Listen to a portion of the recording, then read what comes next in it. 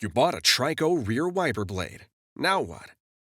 This video will show you how to remove your old wiper blade and install the TRICO rear blade onto a snap claw arm. To remove your old blade, lift the wiper arm up as far as it will go and place your fingers between the underside of the arm and the center of the blade.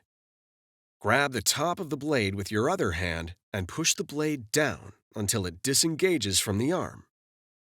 Now that the old blade is removed, it's time to install your new blade. First, remove the plastic protector from the blade rubber. Then, locate adapter E. Match the arrow on the adapter with the arrow on the blade and lower the adapter into the cavity in the top of the blade. Push the adapter forward until it locks into place. Push the blade onto the arm until the cross pin in the center of the blade locks into the groove in the arm end. Before use, be sure the wiper blade is locked onto the wiper arm. It's that easy. Now you're ready for the road ahead.